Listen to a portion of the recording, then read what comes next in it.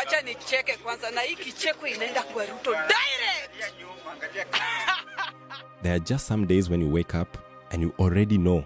You just know someone is about to have a terrible day. Not because anything has actually happened yet, but because you can just see everything lining up against them.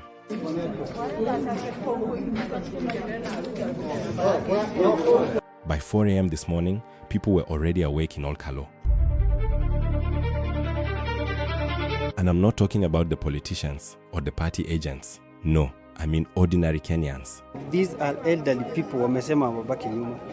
Grandmothers, young people, even people living with disabilities were right there in the queues, refusing to be left behind. We even had sick people showing up to vote. And to me, that was the first clear sign that today was not going to go the way State House had planned. Ile radi itawagonga iko Turkana inafanya pressure because tuko na nyinyi, mkipanda tunapanda, mkishuka tunashuka. We are not going to allow you to overturn the will of the people. The UDA candidate should probably be drafting his concession speech. Plainclothes police officers ndio hawa wanaonekana. But what I'm happy about is the way the people of Ol Kalou are unmasking these guys. Yani wana deal na wao kwa ground. Venye Babu Owino alisema. If you love this kind of content, go ahead and like this video and subscribe. Now let's get to the video. We all as Kenyans need to embrace this. This is a good thing.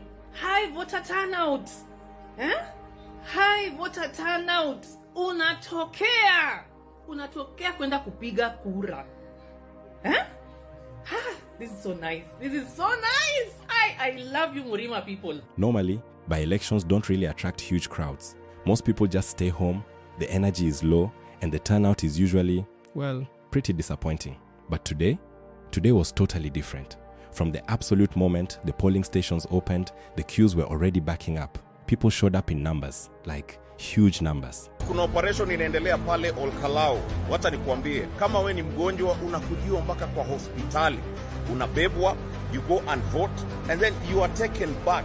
This for me is the video of the day. Shosha amesema lazima afike polling station apige kura bana. Everyone wanted to make sure their vote was counted. And honestly, that alone was already terrible news for UDA. Because let's think about it. If you're unpopular, the absolute last thing you want is a massive turnout. Why is it that the delays are in those polling centers and polling stations that have huge numbers of voters? There was another thing that stood out almost immediately. Indeed, here at Ol Kalou Comprehensive School, we have a very heavy contingent of police officers that have been deployed here. We are talking lorries, police vehicles, and security officers literally everywhere. Now, the government's line is that this is simply to maintain peace. But others believe it was a calculated move to intimidate voters. Enye tear gas inarushwa pale Ol Kalou inaonyesha tu kwamba kuna mtu anashindwa na hataki kukubali. Aamini kwamba watu wa Ol Kalou waliamka mapema asubuhi kukuja kupiga kura for their intended candidate. Hii inamaanisha tu vizuri kwamba kuna mtu anashindwa. Whatever your take on that is, one thing is for sure. It did not stop people from voting. If anything, it seemed to make everyone even more determined. They will not steal our votes because the government does not understand that we, the people, we are against the government. We tuliachana government kabisa. So whatsoever they will try to do, we are here as the people. As the morning went on, I started getting these messages from people on the ground. And there was one report in particular that really caught my eye.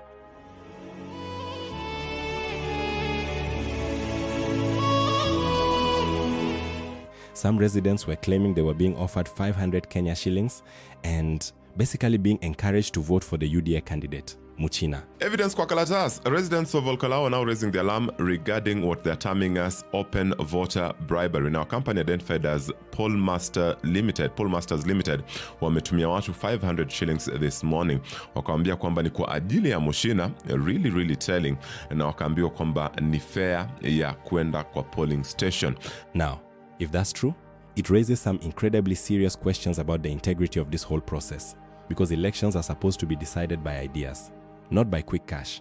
So the bigger question here is, can 500 Kenya shillings really change someone's future? Or is this just taking advantage of struggling Kenyans? Wamekimbia dakika ya mwisho, shiba barabara, kupeana gas, kupeana mattress, hivyo. Ulipata mattress? Tuwezi chukua.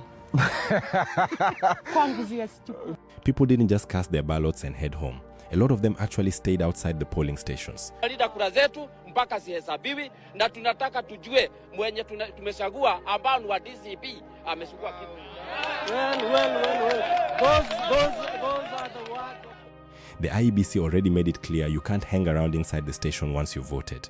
I want to also urge the people of Ol Kalou, as they cast their vote, they should not just cast their vote and go home. No.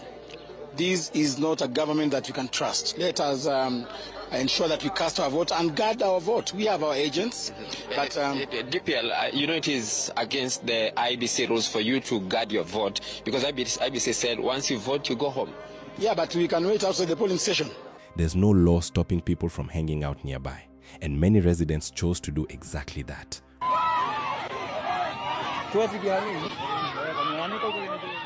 Some of them were reportedly even questioning people entering the stations or asking security officers to show what they were carrying.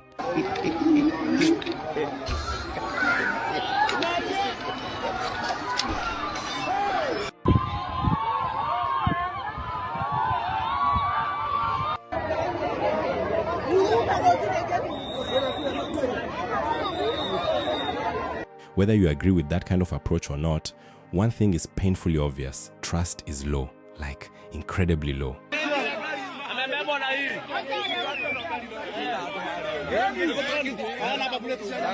There was another issue today that definitely raised a few eyebrows. The campaigns officially ended days ago. That's the law. And yet, videos started popping up showing politicians still actively campaigning for the UDA candidate, while voters were literally standing in line to vote.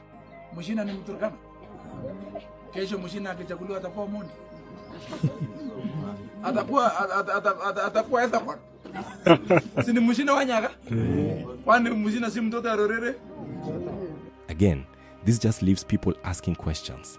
Do the campaign rules actually apply to everyone?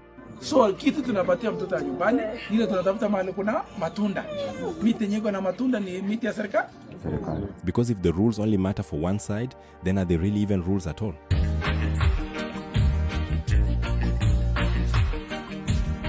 Through all of this, one thing stands out more than anything else: the absolute determination of the people.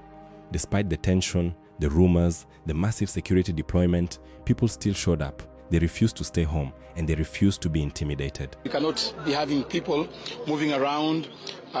Some of them are plainclothes police officers.